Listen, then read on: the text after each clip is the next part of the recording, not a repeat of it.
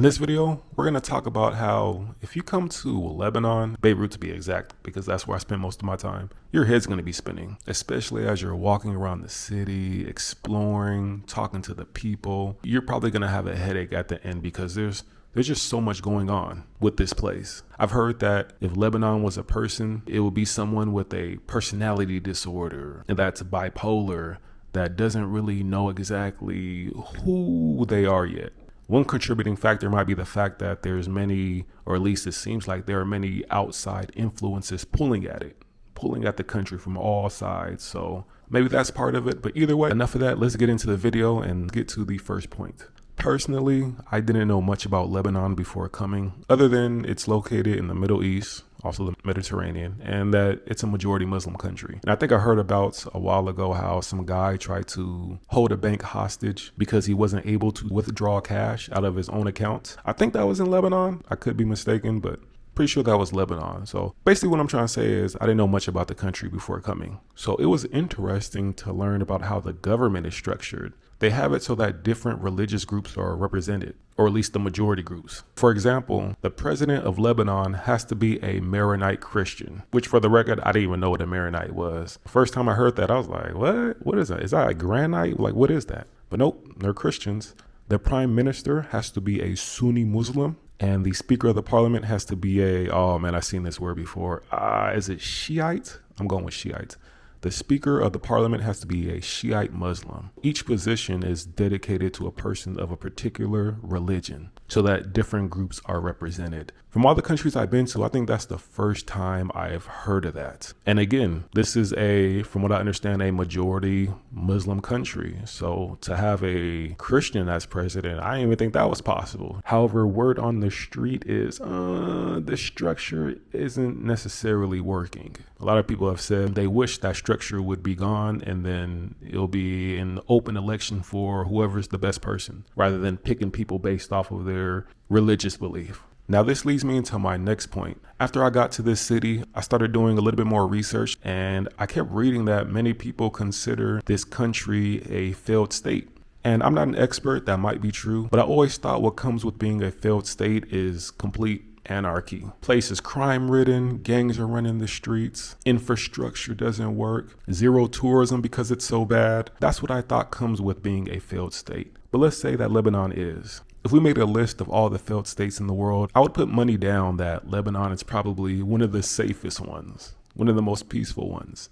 And yes, this even includes the fact that there's a war going on in the south. Because most people in Lebanon and even tourists who I talked to there said, as long as you don't go to the south, you're pretty much good. The rest of the country is wide open for tourism and travel. You can even rent your own car and just explore around. People will say what you have to worry about the most is other drivers. But apart from that, you can hit up the coast to other beach towns and cities because there's a lot to see here. A lot of beauty, a lot of nature, a lot of sights. So again, if Lebanon is officially considered a failed state, I would put money that it's probably one of the safest failed states, one of the more peaceful failed states. Next up, as you're walking around the city, there's a lot to take in. There are a lot of contrasts.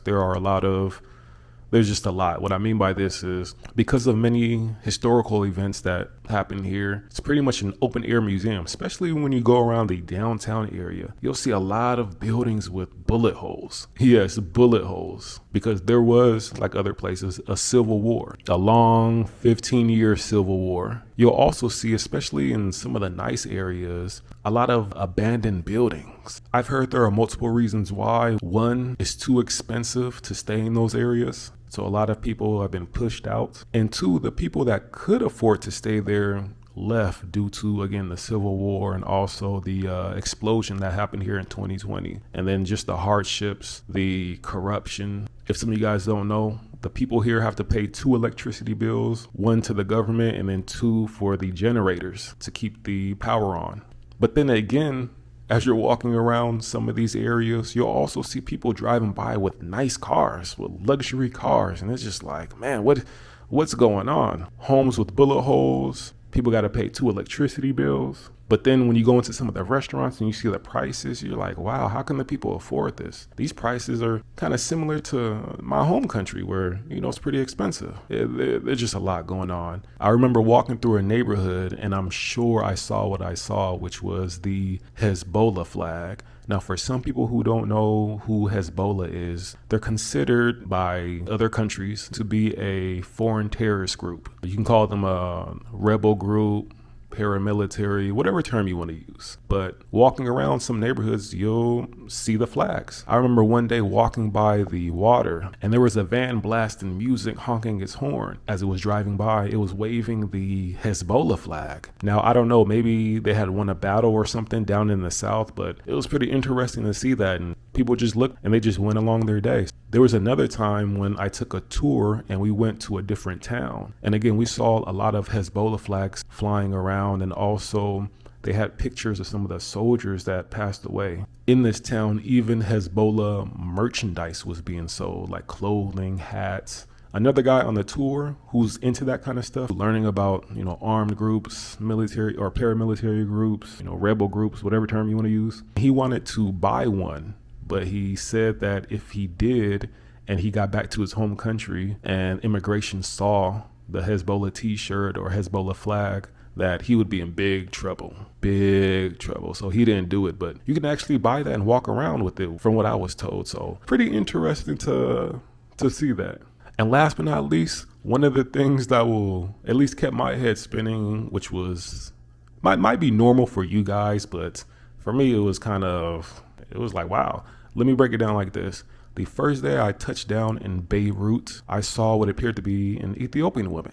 And I thought to myself, oh, okay, cool, another tourist here. Then another day, I was going to the gym, walking through this nice neighborhood. I saw an Ethiopian woman walking 2 dogs. And I was thinking to myself, oh, okay, she's living a good life. She's here in this nice neighborhood. She has 2 dogs, which means she has 2 extra mouths to feed. So she must be doing well financially. Okay, shout out. And then another time I saw an Ethiopian woman with a baby. Now the baby did not look Ethiopian. So I thought to myself, okay, she came down here and found a Lebanese man. I always thought that Ethiopian women stuck to their own, but hey, she found love in another country, no problem with that. But then the 4th time was when I really thought to myself, hold on, wait a second, because I was in a supermarket and there was this elderly Lebanese woman and an Ethiopian woman behind her carrying a basket, helping her with groceries. And then I thought to myself, I only keep seeing Ethiopian women. I don't see a lot of Ethiopian men. What's the deal? I spoke to someone about this, then I looked it up online, and a lot of Ethiopians come to Lebanon for work,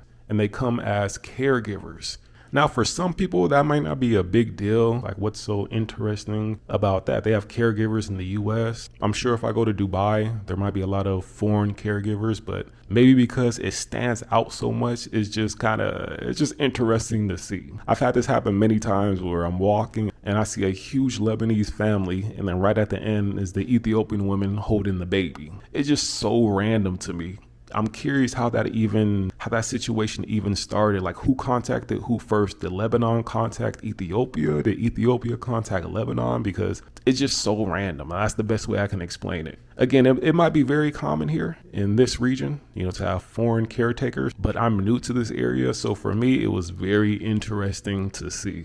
And it made sense why I kept just seeing Ethiopian women. But anyways, these are just a few things that I wanted to touch on that made walking around the city a surprise every day. I didn't know what I was going to see. If and when you decide to come here, these are a few things you'll notice. So let me go ahead and end the video right here. Hope you guys appreciate it. Hope you guys learned something. And I'm going to catch you guys at the next one. Deuces.